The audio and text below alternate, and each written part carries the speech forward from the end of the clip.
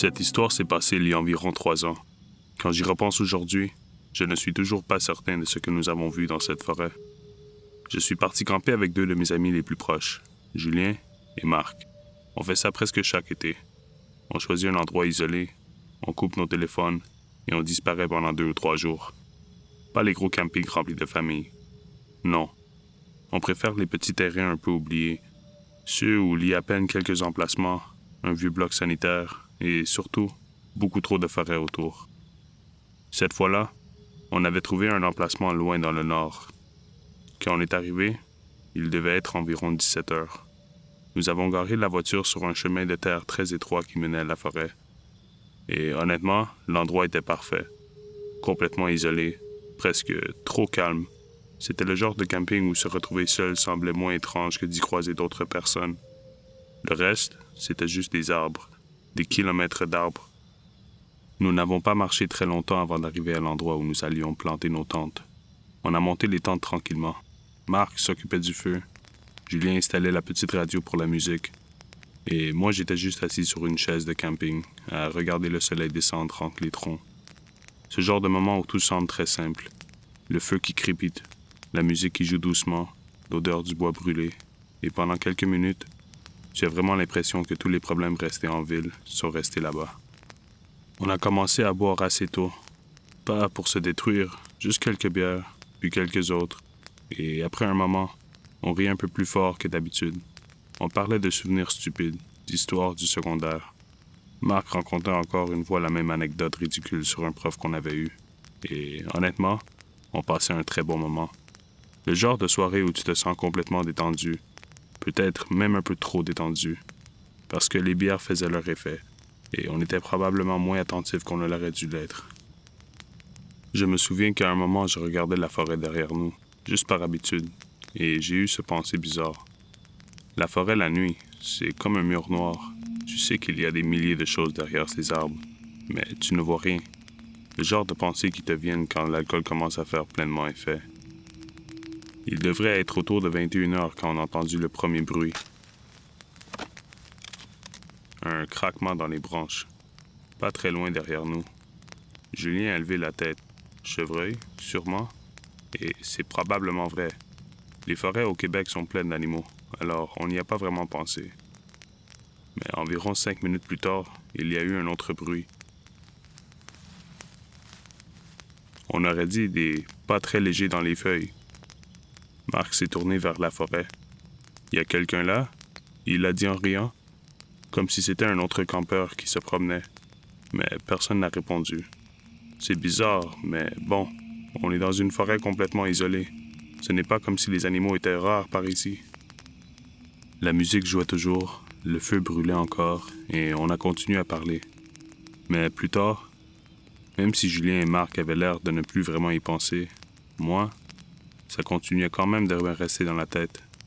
À partir de ce moment-là, j'avais l'impression d'entendre absolument tout autour de nous. Le feu qui crépitait, le vent dans les branches, les insectes dans l'herbe. Mais parfois, j'avais aussi l'impression d'entendre autre chose. De tout petits craquements, très légers, comme des feuilles qu'on écrase doucement ou une petite branche qui casse quelque part dans le noir. Rien d'assez clair pour dire « il y a quelqu'un », mais juste assez pour faire tourner la tête vers la forêt une seconde de trop. Je dois admettre que je commençais un peu à devenir parano. Comme si mon cerveau essayait de transformer chaque bruit en pas dans les feuilles. Mais au fond, ça ne sonnait jamais vraiment comme un animal. Comme si quelqu'un nous observait déjà depuis un moment. Mais je ne voulais pas être celui qui gâche l'ambiance, alors je n'ai rien dit.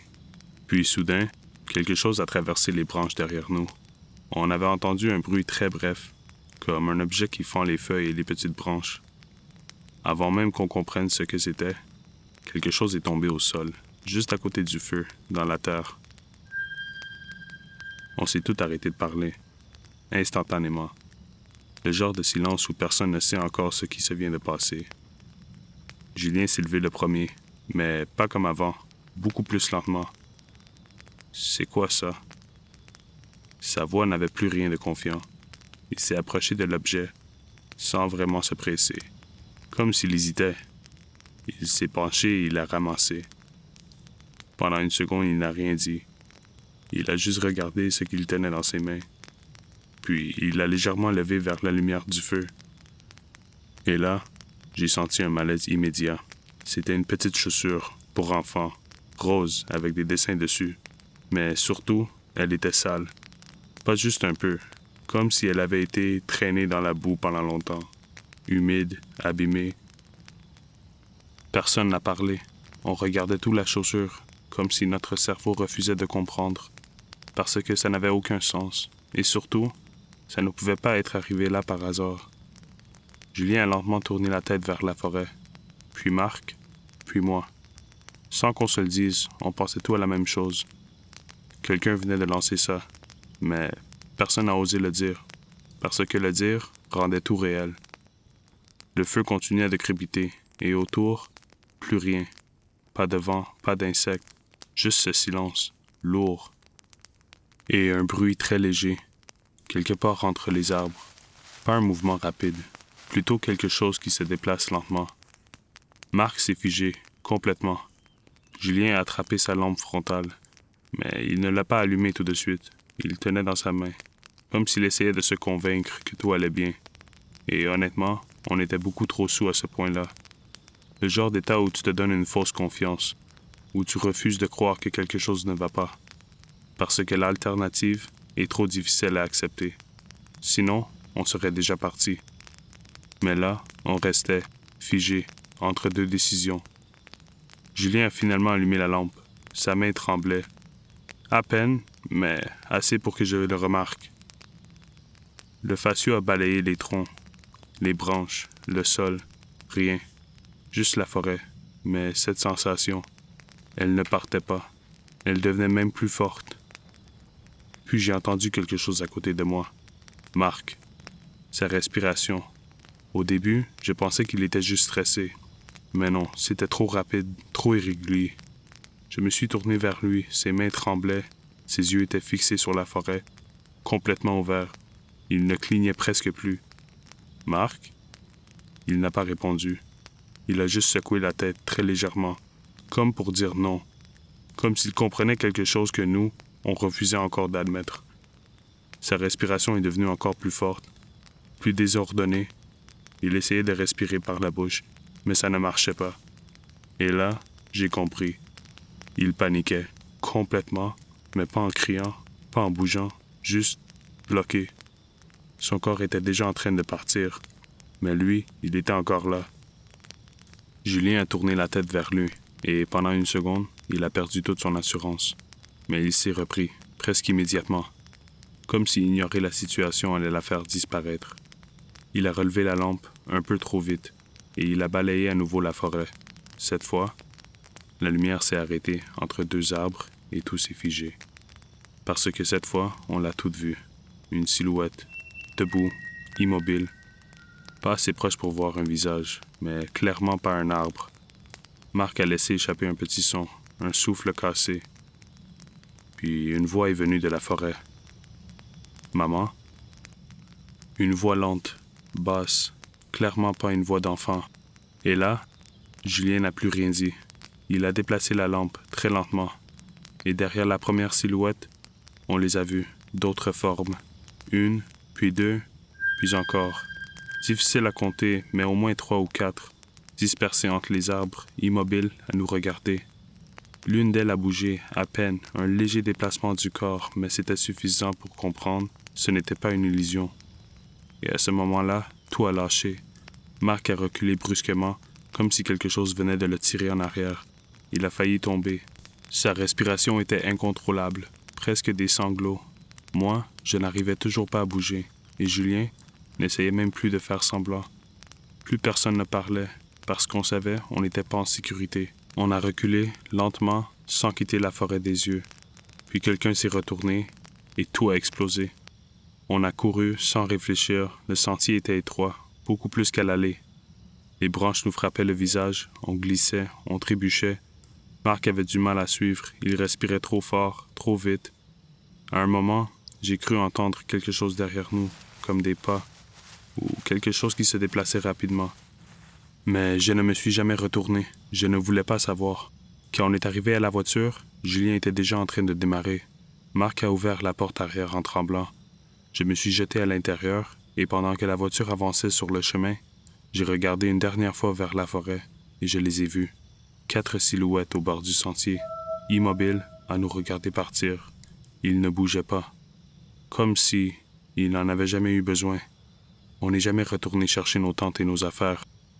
Mais la chose qui me dérange encore aujourd'hui, ce n'est pas les gens dans la forêt, c'est la chaussure, parce qu'elle était beaucoup trop petite pour appartenir à quelqu'un de ces gens-là. Et elle avait clairement appartenu à un enfant, une vraie chaussure d'enfant. Alors parfois, je me pose encore la même question. Est-ce que ces gens avaient acheté cette chaussure juste pour faire peur aux gens qui campaient là? Ou est-ce qu'elle appartenait vraiment à une petite fille? Et si c'est le cas, où est-elle aujourd'hui?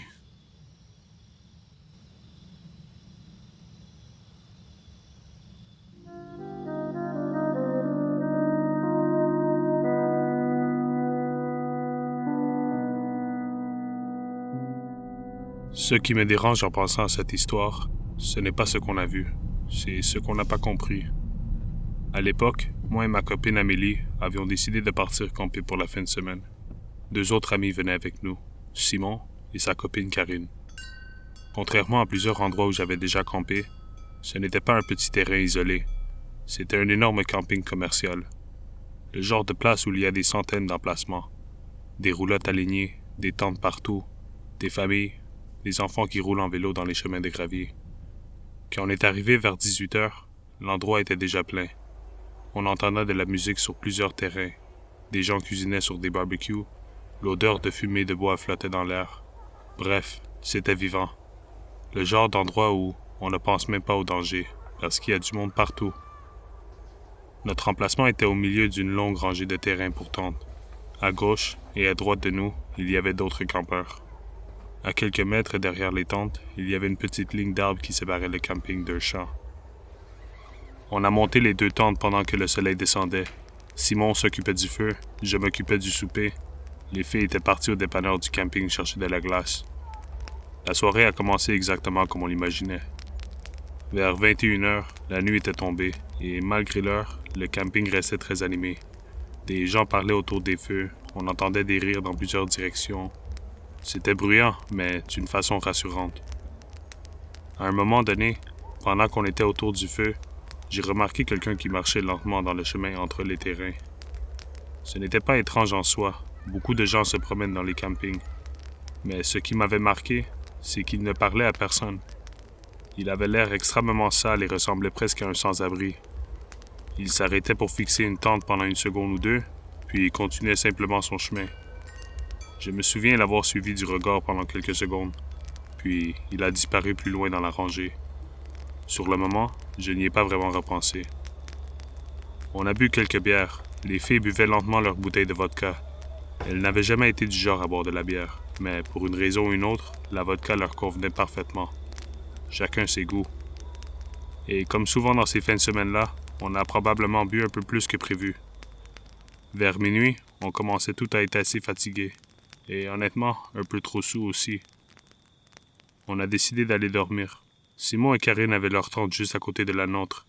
Les 2 tentes étaient à moins d'1 mètre l'une de l'autre. Je me souviens très bien que les filles se sont endormies presque immédiatement. Elles étaient épuisées et avec l'alcool, elles dormaient profondément. Je ne sais pas combien de temps j'ai dormi. Je me suis réveillé sans raison. Pas en sursaut, juste les yeux ouverts, encore à moitié endormi. Au début, je ne pensais à rien. Je regardais le plafond de la tente, un peu dans le vide. Puis j'ai entendu quelque chose, un petit bruit, comme un frottement. J'ai attendu. Rien. Je me suis dit que c'était le vent ou quelqu'un qui bougeait dans son sac de couchage. Ça arrive. Je me suis retourné légèrement, prêt à me rendormir. Puis le bruit est revenu, plus clair cette fois. J'ai froncé les sourcils. Quelqu'un sort de sa tente, normal. J'ai attendu les pas. Juste le silence. C'est là que j'ai trouvé ça étrange. Puis le zip encore. Un détail a commencé à me déranger. Le bruit ne venait pas du même endroit. Je me suis redressé légèrement à écouter. Silence. puis des pas lents dans le gravier. Je me suis dit que quelqu'un cherchait quelque chose, ou il était juste complètement bourré. Ça arrive souvent dans ces coins-ci. Mais il y avait un problème. Les pas ne s'éloignaient pas, ils restaient dans la même zone. Puis le zip encore, une autre tente. Je suis resté immobile. Cette fois, je n'essayais plus de me rendormir. J'écoutais vraiment. Et c'est là que j'ai compris. Il ne rentrait pas dans une des tentes, il les ouvrait, une par une. Il avançait lentement et s'arrêtait à chaque emplacement. Une tente, puis une autre. Toujours le même geste, toujours le même bruit, comme s'il vérifiait. Je me suis redressé juste assez pour regarder l'entrée de la tente. La fermeture éclair était complètement fermée. On voyait à peine un peu de lumière à travers le tissu. Puis, j'ai entendu Simon, très bas. « T'es réveillé? » « Ouais. » Un silence.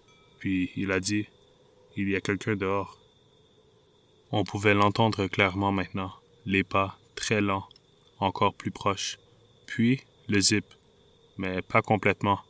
Juste quelques centimètres. Le curseur montait, s'arrêtait, redescendait. Puis les pas reprenaient, vers une autre tente.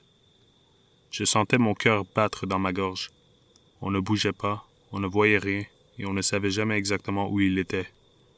Les pas continuaient, une tente, le zip, refermé. Une autre, le même geste. Le camping était devenu presque silencieux, comme si tout le monde dormait ou faisait semblant.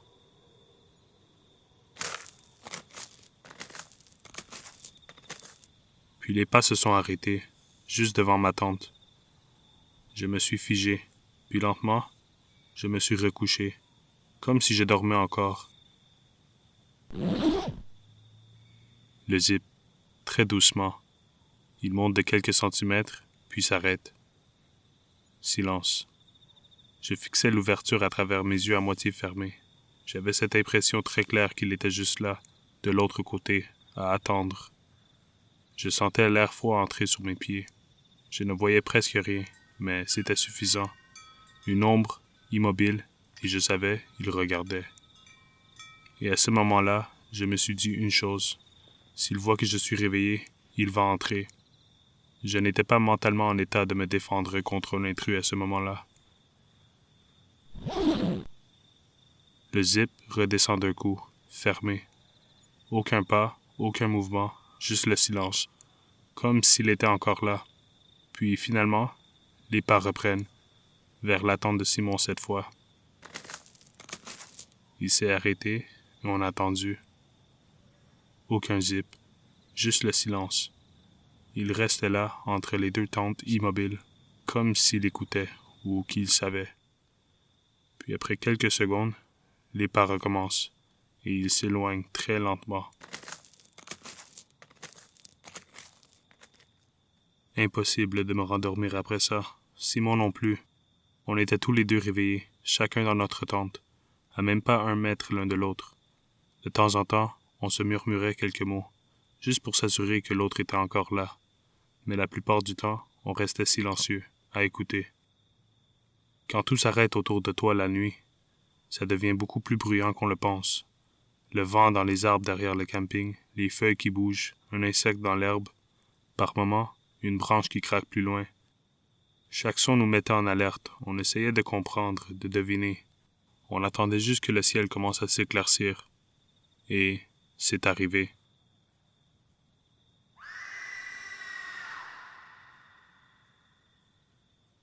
Un cri. Pas très loin, quelques rangées plus loin peut-être. Et en 1 seconde, tout le camping s'est réveillé. Des fermetures éclairs qui s'ouvraient un peu partout, des voix confuses, des gens qui demandaient ce qui se passe. Des lampes de poche s'allumaient dans toutes les directions. Des silhouettes sortaient des tentes, encore à moitié endormies, certains déjà paniqués. Tout le monde parlait en même temps, mais personne ne comprenait vraiment. À côté de moi, Amélie s'est redressée complètement mêlée. Dans la tente d'à côté, Karine faisait la même chose. Simon m'a dit qu'on devrait sortir. J'ai hésité 1 seconde. On a dit aux filles de sortir tout de suite, sans trop expliquer. Elles ont vu nos visages et ont compris que quelque chose n'allait pas. On est sortis, l'air était froid et tout le camping était debout. Les gens marchaient vers la source du cri, d'autres restaient sur place, à essayer de comprendre. On a suivi. Quelques rangées plus loin, il y avait un groupe de gens rassemblés. Et au centre, une femme, assise par terre. Quelqu'un la tenait dans ses bras. On ne savait pas encore ce qui s'était passé, mais on voyait déjà que ce n'était pas normal. Peu à peu, l'histoire s'est mise à circuler. La fille dormait seule dans sa tente. Elle avait mis un petit cadenas sur la fermeture éclair. Le genre de cadenas qu'on met sur une valise quand on part en voyage, dont personne ne pouvait simplement ouvrir le zip. Pendant la nuit, quelqu'un est venu. Il n'a pas essayé d'ouvrir la fermeture. Il a pris un couteau et il a découpé la toile de la tente. Un trou juste assez grand pour entrer. Il s'est glissé à l'intérieur et il s'est couché, à côté d'elle, sans faire de bruit, sans dire un mot. Il était là, à la regarder dormir. Elle a fini par se réveiller et elle s'est retrouvée face à lui, à quelques centimètres. Quand elle a crié, il s'est levé immédiatement et il a pris la fuite. Personne ne l'a revu. Certains disaient avoir entendu quelqu'un marcher entre les tentes, s'arrêter, écouter. Pour moi, ce n'était pas une surprise, c'était une confirmation. La police est arrivée plus tard, ils ont pris des témoignages, ils ont fouillé les bois, mais ils ne l'ont jamais retrouvé. Ce que je ne comprendrai jamais, dans cette rangée, il y avait des dizaines de tentes, la plupart même pas fermées. Il aurait pu entrer dans n'importe quelle. Mais il ne l'a pas fait. Il a choisi celle-là, une tente verrouillée, une tente qu'il devait découper pour rentrer, comme si c'était décidé d'avance. Et une fois à l'intérieur, il n'a rien pris, il ne lui a rien fait. Il s'est juste couché à côté d'elle, et il l'a regardée. Depuis cette nuit-là, je n'entends plus jamais une fermeture éclair de tente de la même façon, parce que je sais maintenant qu'il suffit d'un seul bruit pour que quelqu'un soit déjà là, à attendre, à écouter et à choisir.